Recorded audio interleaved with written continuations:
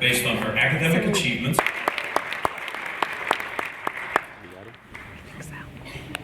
Please also note this will be the first time that graduate students will be graduating with the MFA in screenwriting and screen for stage. So, how's everybody doing today? Great! Really? That's all you have? Come on! So we made it. How many of you did that on a road paved with rose petals that didn't have a few downed trees and maybe a couple of potholes? Raise your hand. Yeah, me neither. In my 2 years of graduate school, my mother has experienced extraordinary health challenges. 2 major surgeries, 3 stints in rehab, and an infection that almost killed her. I became a caregiver, a role for which I was woefully unprepared. And evidently that wasn't quite enough to prove that I was serious about getting my MFA, because at the beginning of this year I learned I needed surgery on both my elbows and both my wrists. Repetitive stress things from writing. So the first surgery's already happened. So it hasn't been easy, but I'm sure it hasn't been easy for many of you either. Although our circumstances may vary, we all have one thing in common. We decided what we wanted, what was important to us, and we went for it.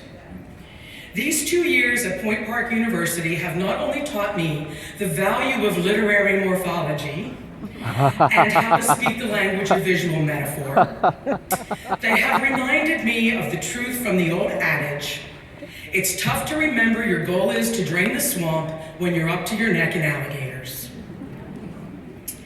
With every endeavor, there will be myriad alligators to distract you, deter you, and possibly even derail you. Along with my own personal alligators, here are 10 others that I encountered and how I managed to get rid of them.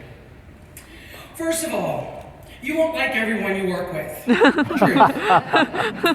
Your best friend here is the mirror, because what you abhor in someone else is merely a reflection of your own fears. Examine them instead of focusing on someone else's flaws, and you will be set free, I promise. Some won't pull their weight as part of a team. Cut them loose or drag them along, it's your choice. Yeah. But complaining about it wastes energy that could be spent taking another step toward what it is you say you want. Besides, no one ever guaranteed you that life or grad school was fair. You'll compare yourself to others. Don't.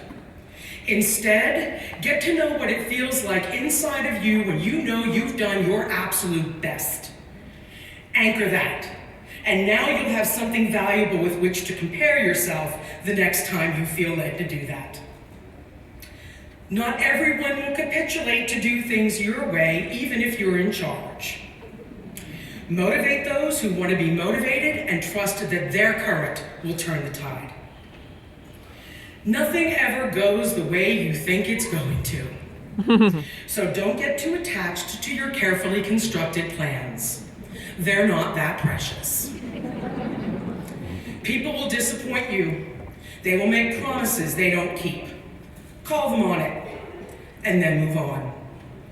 Especially when your attempt to hold them accountable fails.